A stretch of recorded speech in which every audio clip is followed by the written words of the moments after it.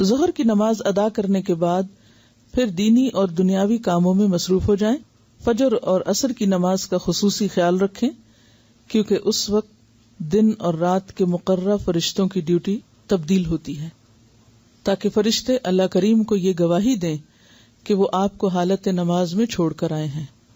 کیونکہ وہ حدیث آپ کو یاد ہوگی کہ جس میں فجر کی نماز میں اور عصر کی نماز میں فرشتے تبدیل ہوتے ہیں، اور رات کے فرشتے فجر کی نماز تک جو کچھ انسان کا نام اعمال ہوتا ہے اسے لکھ کر اوپر لے جاتے ہیں، دوسرے فرشتے آ جاتے ہیں اور پھر وہ عصر تک انسان کے ساتھ رہتے ہیں اور پھر وہ عصر کے وقت چلے جاتے ہیں. انشاءاللہ اس کی صورت الرعد میں مزید تفصیل پڑھیں گے. نماز عصر کے بعد سے مغرب کی اذان تک کوئی سنت یا نفل نماز نہ پڑھیں. کب؟ نماز عصر کے بعد سے مغرب کی اذان تک کوئی سنت یا نفل نماز نہ پڑھیں. جب سورج غروب ہونے لگے تو اپنے چھوٹے بچوں اور مویشیوں کو باہر نہ چھوڑو کیونکہ اس وقت شیطانی لشکر پھیلتا ہے. مغرب کی اذان ہوتے ہی مغرب کی نماز سنت کے مطابق ادا کریں کیونکہ یہ نماز مغرب کا اول وقت ہے. اول وقت میں نماز پڑھنا افضل ہے. آپ صلی اللہ علیہ وسلم نے زیادہ تر ہر نماز اول وقت میں ادا کی ہے. حضرت عبداللہ بن مسعود رضی اللہ عنہ نے آپ صلی اللہ علیہ وسلم سے پوچھا کہ اللہ تعالیٰ کو سب سے زیادہ پسند کون سے عمل ہیں؟ تو آپ صلی اللہ علیہ وسلم نے فرمایا نماز کو وقت پر پڑھنا، پھر ماں باپ کے ساتھ اچھا سلوک کرنا، پھر اللہ تعالیٰ کے راستے میں جہاد کرنا. تو سب سے افضل عمل کیا ہے؟ وقت پر نماز، اور پھر حقوق العباد میں ماں باپ کے ساتھ اچھا سلوک، اور پھر اس کے بعد اللہ کے راستے میں جہاد. مغرب کی نماز کے بعد صبح اور شام والی دعائیں پڑھیں. یہ جو دعائیں پڑھنے کا وقت ہے یہ ایک وسیع وقت ہے. اس میں بالعشی والابکار کا لفظ بھی آتا ہے. تو عشی کا لفظ جو ہے وہ عصر کے بعد سے شروع ہوتا ہے، یعنی یہ دعائیں آپ مغرب سے پہلے بھی پڑھ سکتے ہیں اور مغرب کے بعد بھی. فجر کی نماز کے بعد ہی آپ پڑھیں گے، سورج نکلنے سے پہلے یا جیسے بھی، لیکن بہت ڈیلے نہیں کریں کہ آدھا دن گزر جائے تو پھر آپ پڑھیں. آپ صلی اللہ علیہ وسلم نے فرمایا جس نے عشاء کی نماز باجماعت پڑھی تو اس نے گویا آدھی رات تک قیام کیا، اور جس نے صبح کی نماز بھی باجماعت پڑھی تو اس نے گویا پوری رات قیام کیا. منافقین پر فجر اور عشاء کی نماز سے زیادہ بھاری کوئی نماز نہیں، اور اگر وہ ان کی فضیلت جان لیں تو وہ ضرور ان میں حاضر ہوں، چاہے انہیں گھٹنوں کے بل گھسٹ کر ہی آنا پڑے. لہذا ہمیں نمازوں میں سستی نہیں کرنی چاہیے.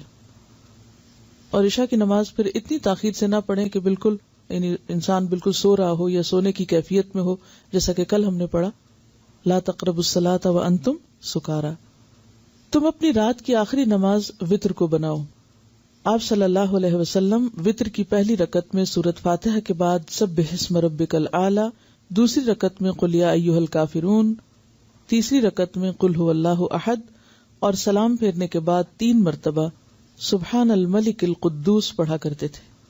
آپ صلی اللہ علیہ وسلم عشاء سے پہلے سونے کو اور نماز عشاء کے بعد بات چیت کرنے کو ناپسند فرماتے، یعنی عشاء سے پہلے سونا اور عشاء کے بعد باتیں کرنا اور تاخیر کر کے سونا، یہ دونوں ناپسندیدہ چیزیں ہیں. عشاء کی نماز کے بعد علمی مذاکرہ، یعنی اگر کوئی طالب علم ہے اور اس کو سیکھنے کی پڑھنے کی ضرورت ہے، بیوی، مہمان اور سائل کے ساتھ، سائل یعنی اگر کوئی سوال کرنے آیا، کوئی مسئلہ پوچھنے آیا، اس کے ساتھ گفتگو کرنے کی اجازت ہے، یعنی رخصت ہے. لیکن اس کے علاوہ دوسرے کام کرنا وہ درست نہیں. اور رخصت کا مطلب یعنی اس اجازت یا رخصت کا مطلب یہ ہے کہ اگر ضرورت پڑے تو ایسا کیا جا سکتا ہے، روز کا معمول نہیں ہونا چاہیے. رات جب انسان تاخیر سے سوتا ہے تو پھر لازماً فجر متاثر ہوتی ہے، یا پھر فجر کے بعد سونے کی کوشش کرتا ہے. اور دن کا اول حصہ جو ہے اس میں برکت بہت ہے، اور نبی صلی اللہ علیہ وسلم نے ایسے لوگوں کے لیے دعا فرمائی ہے، اللہم بارک لامتی فی بکورہا، اے اللہ میری امت کی صبح میں برکت ڈال. تو اگر صبح کا وقت ہم سو کر گزار دیتے ہیں تو جو برکت کا وقت ہے، یعنی جو کاموں کی تیزی سے ہونے کا وقت ہے، وہ تو ہم نکال دیتے ہیں، اور باقی دن میں پھر ہمارے کام پورے نہیں ہوتے وقت میں، جسے ہم عام طور پہ سب شکایت کرتے ہیں کہ وقت میں برکت نہیں ہوتی. مہمان سے مراد یہ کہ اگر کوئی شخص یعنی آپ کے گھر مہمان آیا ہے، اور مہمان ظاہر ہے 1 دن کے لیے ہوگا، 2 دن کے لیے، 3 دن کے لیے، کیونکہ زیادہ سے زیادہ میکسیمم مہمان جس کو کہتے ہیں وہ 3 دن ہوتا ہے. 3 دن سے بعد اگر کوئی ٹھہرے تو وہ مہمان نہیں ہوتا. اب آپ دیکھیے کہ مہمان سے بات کی رخصت کیوں دی گئی کہ اگر کوئی شخص 3 دن کے لیے آئے تو ظاہر ہے کہ اس کے پاس وقت کم ہوگا، تو اس کی اگر کوئی ضرورت ہے، کوئی بات چیت کرنا ہے، کوئی رشتہ دار ہے یا کوئی مسئلہ مسائل ہے، تو اس صورت میں پھر ہو سکتا ہے کہ دن کے اوقات میں وقت نہ ملے تو رات میں بات کی جا سکتی.